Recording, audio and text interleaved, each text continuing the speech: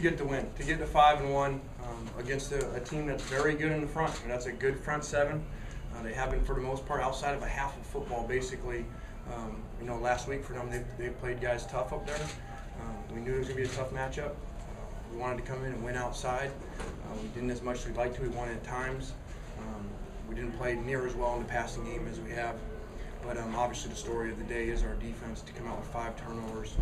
And it's good for them. We needed that. It was much more important for this team to win like that and have a game like that for confidence after all the things our defense has been hearing about them, staff, players, everybody involved, to come out here and get 5 turnovers and harass the quarterback all day long and play against 2 great receivers to put up a bunch of numbers against a bunch of people was really good. Our special teams was phenomenal again, has been the most consistent part of our game.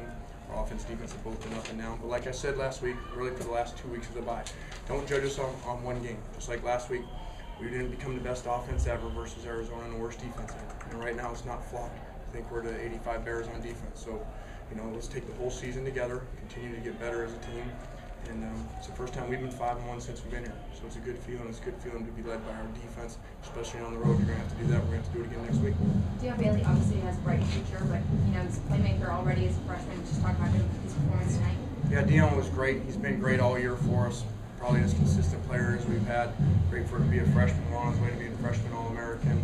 I think as you saw there today, there's a bunch of freshmen and sophomores all over the place. And so if we can continue to find a way to win games with young players, that's the best thing you can have as a staff for young guys that are going to be back to be making a bunch of plays.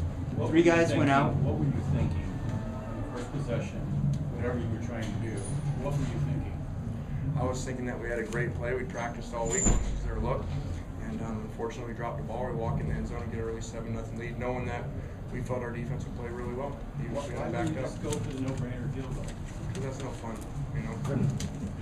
you're on ESPN. You got to do something fun. And then you wouldn't have questions like that to ask me. Oh, I thank you for that. Yeah, it was hard. You had 3 guys go out with what looked like pretty significant injuries, Anthony, Marquise, and Mark. What can you tell us about those? Yeah, I don't know a whole lot about all of them, but there was a bunch of guys. That's why I was proud of our second half. Obviously, it wasn't fun to not be explosive on offense. There was a bunch of guys out. Mark was out. Curtis was out for a while. Marquise Lee was out with 6 minutes left in the first half. Demetrius Wright was out for the game. Anthony Brown was out for the game. Mark Coleman came in and out. So we were getting banged up there, and obviously just wanted that clock to run out there in the fourth quarter and get ready to go to South Bend. What's with Mark? What's his injury? Yeah, I don't know for sure. There's so many of them that just kind of ran together. So I was just trying to figure out who was there and get guys lined up and get our personnel straight because we were scrambling there for a while.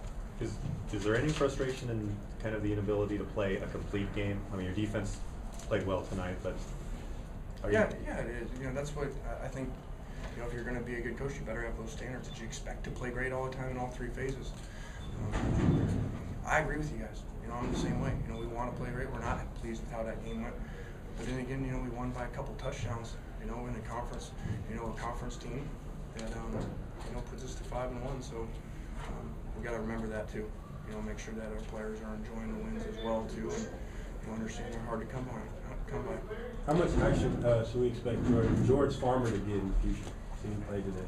Not a lot if he keeps putting the ball on the ground. Unfortunately, we were hoping to get up a few scores so we could really, just hadn't carried the ball in games. And so the idea was it went perfect really, to let him run there in the fourth quarter and hopefully get a couple series there, and unfortunately put the ball on the ground. And then that happens. It happens with freshmen, and that was our concern even with the kickoff returns with him, and touching the ball early in the game. It's always a concern with true freshmen. You see it all around the country. We've gone through it. Oregon went through it. It happens with the guys, and so hopefully you can get that out of your system and get a win at the same time. Is there a point where Curtis McNeil puts himself into the conversation to be the starting running back? Sure he does. Yeah, definitely.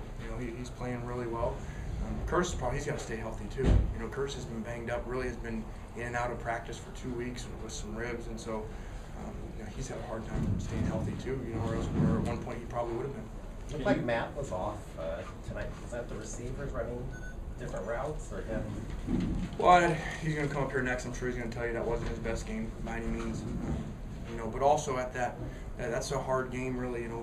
There's a lot of stuff coming at him, a lot of different looks, and not a lot of chance to set his feet there. They were getting good pressure, beating us up front a lot.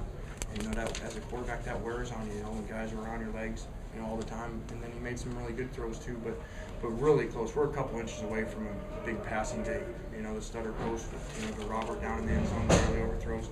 We're going to end the game to his left, when he runs by 21, and Robert's going to score again. So unfortunately we missed those, but the good thing is we won 5-1. So you want to miss those and still win, and make them when we need them next week. What do you think accounted for your defense being so much? Players make them think they played well on defense against really what was a crummy team. Well, I don't know. I look at that team as a running back that's played well. 2 explosive receivers. They were called by ESPN last week the best receiver group in the conference. So you're gonna give me propaganda? They must know something. So anytime you go 5 turnovers and you give it whatever it was, 9 points. I don't know what the final was. But that's a pretty good day. You're going to win a lot of games that way. 5 turnovers, 9 points. What accounts for how much? Brandon Carswell. Can you just talk about the other guys, despite Robert, not having, a brilliant game? Yeah, Robert really, they did a good job. They took him away, like a lot of people do. And every time he was in the boundary, they were clouding him over there. And still with that, we still missed it. Robert's got a great day, and the guy comes free, and so Matt can't get it to him on the post corner, or he's about 6 inches out of bounds. So that's a long touchdown if he just hits one of the other 2. Robert has a big day. But it was really good to see the other guys step up. Marquise was playing great, got hurt again, never came back. Carswell makes the touchdown. Bryce Butler makes a big play later on, and that's what you need. And you need guys to step up and guys go down. Unfortunately, we're going to allow them to go down right now. But it was good. It was a really good story for those guys to make plays. What accounted for defense is much more active, and was that what you were doing, or is that they're just they're starting to get it? What explains? I just think in general we played better. It wasn't some magic formula. We didn't go change a bunch of stuff last week. What the great thing was to see the red zone. At the end of the first half, we had been terrible in the red zone. We had put so much emphasis for the last 10 days on it, and for it to pay off with a big turnover down there was huge. So it's good to see. We got to keep getting better. But if I was to pick a way to win the game, I'd rather win it this way, where this team was at, so that we can build confidence in our defense. All right, thanks, guys.